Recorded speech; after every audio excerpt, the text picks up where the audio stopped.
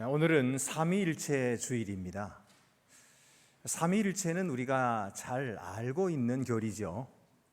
성부와 성자와 성령, 하나님은 삼위로 계신다라고 하는 그런 교리가 삼위일체 교리입니다. 여러분, 이 삼위일체 교리를 오늘 이 시간 또다시 들어야 합니까? 우리가 잘 알고 있는 것인데 또 들어야 하는 이유가 있다면 그것은 무엇일까요? 그것은 우리가 항상 하나님의 말씀을 들어야 하는 자들이기 때문에 그렇습니다. 몰라서 듣는다기보다 우리가 그 말씀대로 행하고 있는가, 우리는 하나님을 바르게 믿고 또 바른 신앙으로 고백하고 있는가, 그리고 우리의 예배는 하나님이 받으심직한 그런 고백의 예배가 되고 있는가 하는 것을 다시 돌아보기 위함입니다. 우리가 삼위일체를 잘 알지 못하면 하나님을 바르게 알지 못합니다. 하나님을 바르게 알지 못하면 예배를 드린다고 해도 하나님께 예배하는 것이 아니라 엉뚱한 존재에게 예배하게 되기 때문입니다. 흔히 신앙을 가지게 되면 다 된 줄로 알기 쉽습니다. 신앙만 가지면 구원받고, 신앙만 가지면 직분도 받고 하늘나라 가는 줄로 알고 있습니다만은 안타깝게도 그렇지가 않습니다. 우리가 가진 신앙이 참된 신앙이냐 아니냐에 따라서 우리가 가는 길도 달라지게 되기 때문입니다. 이단 신앙을 가진 사람도 자신은 신앙 가졌다고 말합니다. 그러나 그들이 가진 잘못된 하나님 지식 때문에 그들은 참되신 하나님을 믿는 것이 아니므로 그들에게 생명이 없는 것입니다. 이처럼 만약 우리가 하나님을 안다 하면서 그 지식이 더욱 온전해지지 않고 또 우리가 그 말씀 또다시 듣지 않으면 우리는 온전하다고 말할 수가 없을 것입니다. 그래서 베드로는 베드로후서 3장 18절에서 오직 우리 주 곧 구주 예수 그리스도의 은혜와 그를 아는 지식에서 자라가라 그렇게 말씀하셨습니다. 은혜 안에서 자라가는 것, 그리고 그리스도 예수를 아는 지식에서 자라가는 것은 계속해서 이루어지는 일이지 한 번 이루어졌다고, 과거에 한 번 해봤다고 끝나는 것이 아닙니다. 그러므로 여러분, 우리가 자동차를 타고 가면서 요즘에 내비게이션을 틀고 가지 않습니까? 그런데 하늘에서 내려다 주는 이 인공위성의 이 신호가 수신이 안 된다고 해봅시다. 그럼 우리가 가다가 어떻게 되겠습니까? 길을 잃어버리고 말죠. 옛날 같으면 지도를 펴서 찾아가기도 하겠지만 요즘에는 길이 복잡해져 가지고요, 찾지도 못합니다. 여러분, 이처럼 하나님의 말씀은 우리가 항상 들어야 우리가 어디쯤 가고 있는지를 알게 되고요, 또 우리가 어디 방향으로 가야 하는지를 알게 되는 것이지, 옛날에 다 우리가 경험했기 때문에 이제는 안 들어도 된다, 이제는 예배 안 드려도 된다, 말씀 듣지 않아도 된다, 그렇게 하면 큰일이 나는 것입니다. 여러분, 오늘도 그런 의미에서 우리가 삼위일체 주일을 맞이했으니까 삼위일체 하나님과 그의 형상에 관한 이야기를 함께 나누어 보려고 합니다. 여러분, 우리가 잘 아는 것처럼 삼위일체라고 하는 것은 하나님의 존재 방식을 말씀하는 것입니다. 물론 이 말이 성경에 나오는 것은 아니지만 성경에 계시되신 하나님의 모든 존재에 대해서 종합적으로 말하면 삼위일체시다, 이렇게 말할 수밖에 없는 것이에요. 삼위일체라고 하는 것은 한마디로 하나님은 한 분이신데 성부와 성자와 성령 세 위격으로 계신다, 그렇게 존재하신다는 것입니다. 그러면 이 말 자체가 바로 모순되는 말이에요. 하나가 셋이고 셋이 하나라는 말이기 때문에 이것은 논리적으로도 맞지 않는 말입니다. 그래서 이 삼위일체는 논리적으로 이해하기 위한 것이 아니고 성경에 계시된 하나님을 믿기 위한 것이에요. 삼위일체론에 대한 중요한 요점은 이것입니다. 성부와 성자와 성령, 이들 사이에는 분명한 구분이 있다. 그러나 그들 모두가 권능과 영광이 동등하시다는 것입니다. 흔히 성부 하나님을 제1위격, 성자 예수님을 제2위격, 성령 하나님을 제3위격이라고 부릅니다마는 이것이 그들의 높낮이를 말씀하시는 것이 아니에요. 성부를 먼저 말하고 성자를 나중에 말했다고 해서 성자가 성부에게 종속된 것이 아닙니다. 이것은 그들을 구별하여 부르는 호칭일 뿐이지 그들 사이에 높고 낮음이 없습니다. 어떤 위격도 다른 위격에게 종속되지 않으십니다. 각각의 위격이 독립적이지만 또한 서로를 존중하시고 서로 언제나 함께 계시며 역사하실 때 함께 역사하신다는 것입니다. 이것이 바로 삼위일체론의 중요한 요점이지요.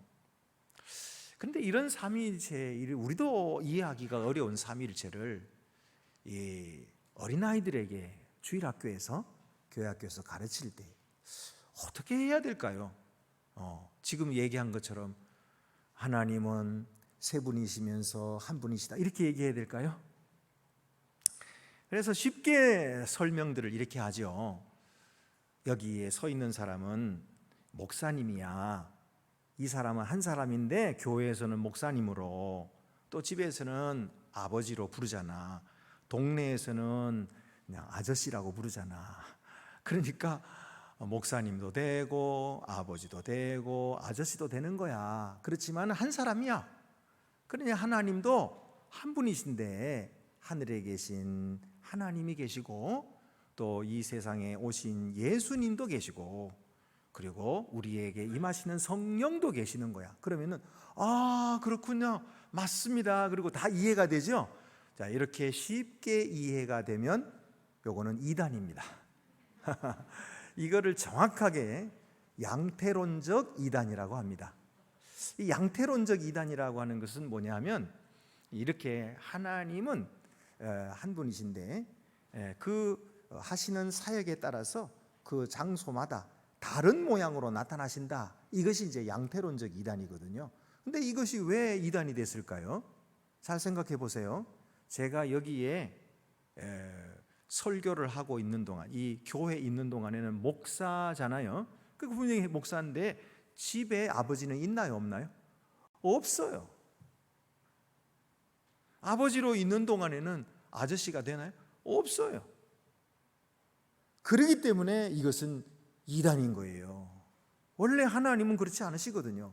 하나님은 한 분이신데 예수님께서 이 세상에 오셔서 세례를 받고 물 위로 올라오시는 예수님이 계시는가 하면 그에게 비둘기같이 강림하시는 성령도 계시고 하늘에서 이는 내 사랑하는 아들이요 내 기뻐하는 자라고 말씀하시는 아버지도 계시는 거예요. 그러는 것이지 뭐 한 분이 이리 갔다 저리 갔다 그러시는 분이 아니란 말이에요. 그러니까 이렇게 설명하면 이단이 되는 거예요. 그러니까 이걸 설명하는 것에 따라서 한편으로 삼신론 이단이 되기도 하고 일신론 이단이 되고, 그러니까 하나님은 세 분이시다 그럼 삼신론 이단이 되고요, 하나님은 오직 한 분이시다 그러면 일신론 이단이 되는 거예요.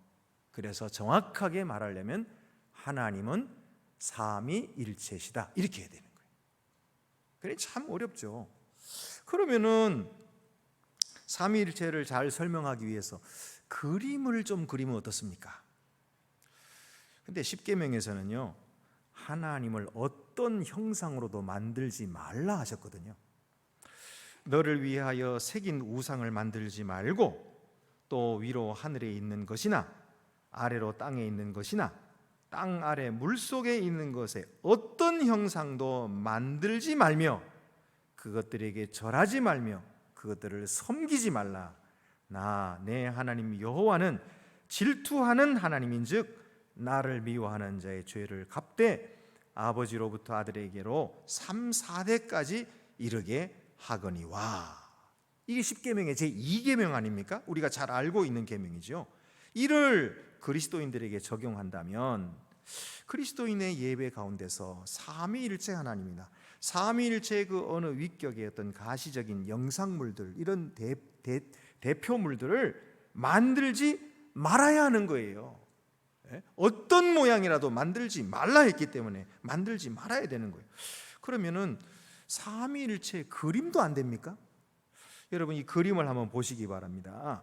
이것은 14세기에 러시아의 성인이자 수사이며 화가였던 안드레이 루블로프의 그림입니다. 1400년에 완성했는데요, 이것이 현재 모스크바의 트레차코프 화랑에 전시되어 있습니다. 이것은 성부 하나님과 성자 예수님 그리고 성령 하나님을 함께 묘사한 작품입니다. 그러니까 중세시대 때는 이런 것들이 교육을 위해서 필요했단 말이죠. 성경의 내용을 사람들은 글도 읽지 못하니까 성경 읽을 수 없고 또 가르친 내용을 잘 기억도 못하니까 이런 동상들을 만들거나 그림을 만들어서 그들에게 잘 설명도 하고 그리고 그들이 기억도 하기 위한 것이죠. 그것들을 섬기도록 하기 위한 것이 아니었습니다. 그렇다면 이처럼 오늘날에도 우리가 예배를 위해서 이런 그림을 사용하면 좀 안 될까요? 그런 건 어떻습니까? 이에 대해서 생각하려면 먼저 왜 하나님께서 형상을 만들지 말라고 하셨는가 하는 것을 생각할 필요가 있어요. 왜냐하면 위험성이 따르기 때문입니다. 형상에는 위험성이 따르기 때문입니다. 우리는 예배자 주변에 이런 동상이나 그림을 놓아두는 것을 그거는 개인적인 기호다, 취향의 문제라고 생각하고 실제로 어떤 사람들은 자기 기도하는 방에 예수님 십자가에 달리신 형상이나 모습을 걸어둡니다. 기도할 때 그것을 봄으로써 그리스도께로 자기의 모든 생각을 집중시키는 효과가 있는 거죠. 그러니까 그게 뭐가 잘못됐습니까? 그게 무슨 해를 줍니까? 사람들이 진짜로 도움을 받는다면 그걸 뭘 따질 것이 뭐가 있겠습니까? 그런데 하나님은 뭐라고 하셨냐면 어떤 형상이라도 만들지 말라라고 명령을 하셨어요. 게다가 이 명령에는 강조가 덧붙여져 있습니다. 나 내 하나님 여호와는 질투하는 하나님인즉 나를 미워하는 자의 죄를 갚되 아버지께로부터 아들에게로 3, 4대까지 이르게 하겠다. 이런 부가적으로 명령을 내리신 아주 엄한 명령이라는 거죠. 이 성경은 이 하나님의 영광이 사람들의 이런 영적인 복락과 관계가 있다는 거예요. 그래서 이사야 44장 9절 말씀에도 보면은 우상을 만드는 자는 수치를 당할 것이라 이렇게 말씀하셨어요. 그러면 그 위험성이라고 하는 것이 도대체 무엇입니까? 첫 번째는 형상은 하나님의 영광을 희미하게 만들므로써 하나님을 욕되게 하는 것입니다. 그렇기 때문이에요. 자, 하늘에 있는 것, 태양이나 달이나 별들, 또 땅에 있는 것들, 사람이나 동물이나 새나 곤충들, 또 바다에 있는 것들, 물고기나 바다 포유동물이나 갑각류들, 이런 것들은 창조주와 같은 것이 분명히 아닙니다. 칼빈은 하나님의 참모습은 세상에서 찾아볼 수 없다. 왜냐하면 하나님이 우리의 눈에 보이는 모양으로 나타나실 때는 언제나 그의 영광은 더럽혀지고 그의 진리는 거짓에 의해 손상되기 때문이다. 그러므로 하나님의 어떤 형상이든 고안하면 그 자체가 불경스러운 것이다.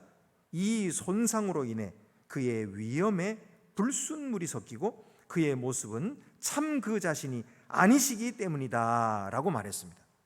그래서 사도 바울도 로마서 1장 23절에서 썩어지지 아니하는 하나님의 영광을 썩어질 사람과 새와 짐승과 기어다니는 동물 모양의 우상으로 바꾸었느니라. 그러니까 우상을 만드는 것 자체가 하나님의 영광을 가리는 것이다. 그렇게 말씀한 것이죠. 그러면은 그리스도를 흠없는 분으로 잘 그리면 되지 않겠습니까? 하지만 요점은 더 깊은 데 있습니다. 그림이나 형상을 반대하는 이유는 그것들이 필연적으로, 전부는 아니지만 그의 인성적 본질과 신적 성품의 대부분을 가리게 된다는 거예요. 예를 들어서 아론이 금송아지를 만들었지 않습니까? 황소 이미지로 만들었어요. 근데 그것은 이스라엘을 애굽에서 인도하여 내신 하나님의 능력의 여호와 하나님을 보이는 상징으로 만든 거예요. 이 모습은 분명히 그를 존경하려고 하는 것이었지요. 그러나 그런 상징이 사실은 그를 모독하는 것입니다. 왜냐하면 참 하나님의 도덕적인 성품, 그의 의, 그의 선하심, 그의 행동에 대한 이런 생각들이 황소로 보이는 그 조각에 모두 포함될 수 있을까요? 포함될 수가 없지요. 그래서 아론의 형상은 여호와의 영광을 가리는 것입니다. 이처럼 그리스도의 비애를 그린 작품은 그리스도의 영광을 희미하게 만듭니다. 왜냐하면 그의 신성의 본질, 십자가에서 그의 승리, 그의 현재적 왕국의 통치권 등은 다 숨겨지게 되기 때문입니다. 그런 그림이 예수님의 인간의 약함을 표현할 수는 있지만은 그의 신성의 능력은 가리는 것입니다. 그의 고통은 묘사할 수 있지만 동시에 그가 가지셨던 그의 기쁨, 그리고 그의 능력을 우린 눈이 보지 못하게 만드는 것입니다. 두 번째 위험성은 하나님에 대한 거짓 생각을 날라다 줌으로써 우리를 그릇되게 인도할 수 있다는 사실입니다. 삼위일체를 나타내는 그 부적절함이 그에 대한 우리의 생각을 오해하게 하는 것입니다.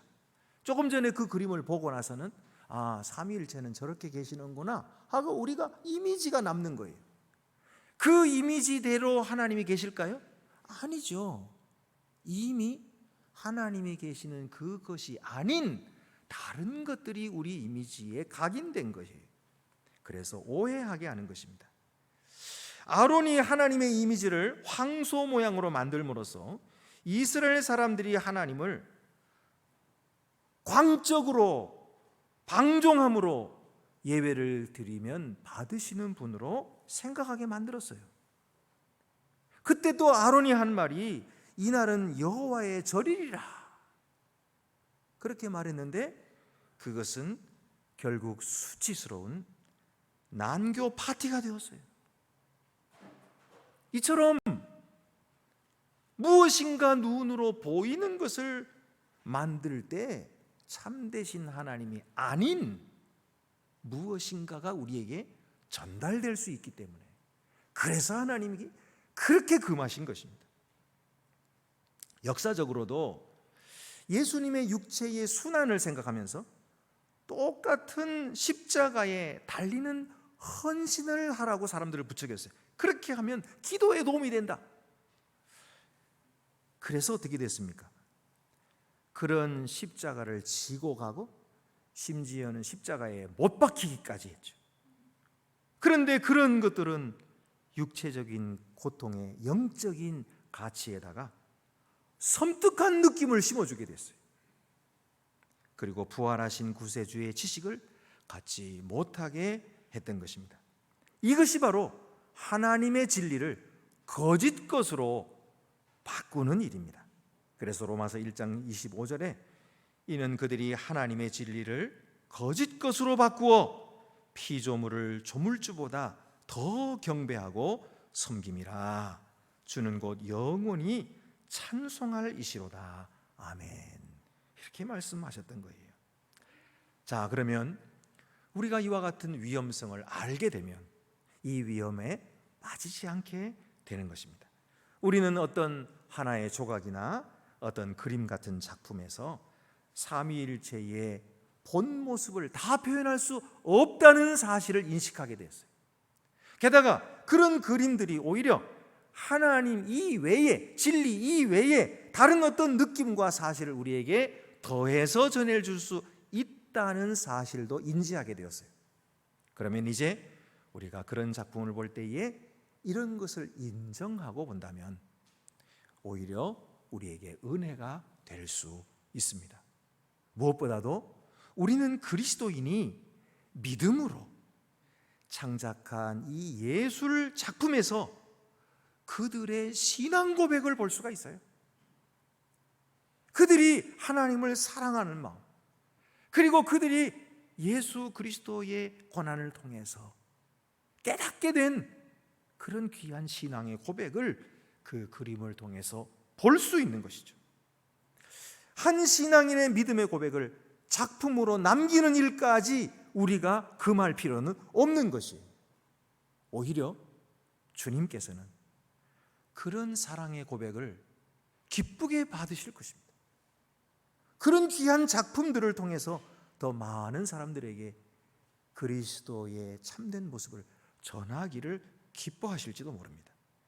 그러므로 여러분, 우리가 중요한 것은 하나님의 영광을 이전에 우상으로 만들었던 자들인 것을 우리가 스스로 고백하고 회개하고 이제 우리의 잘못을 주님 앞에 고할 때에 주님께서는 영광, 참되신 주님의 영광을 우리에게 보여주시는 것입니다.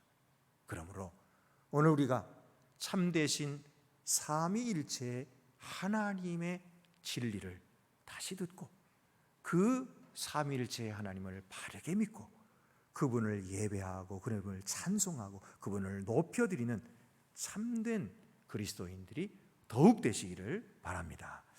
기도드리시겠습니다.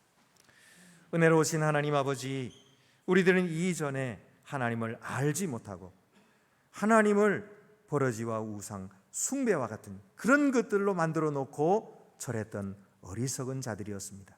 예수님께서 말씀하신 것처럼 하나님과 재물을 겸하여 섬길 수 없다고 하셨는데 오늘날에도 우리가 하나님 외에 다른 것을 더 사랑하는 우상을 섬기고 있지 않은가 다시 돌아보면서 참되신 하나님은 삼위로 계시며 성부와 성자와 성령께서는 모두 오랜 계획과 섭리 속에서 우리를 구원하셨고 오늘도 하늘의 놀라운 은혜와 신령한 평화를 우리에게 주고 계신다는 이 귀한 사실을 깨닫게 해주셔서 우리가 이 세상 살아가는 동안에 참되신 하나님을 예배하고 참되신 하나님을 높여드리며 참되신 하나님의 영광을 드러내는 참되고 거룩한 주님의 백성들이 더욱 되게 하여 주시옵소서. 우리 주 예수 그리스도의 이름으로 기도드립니다. 아멘.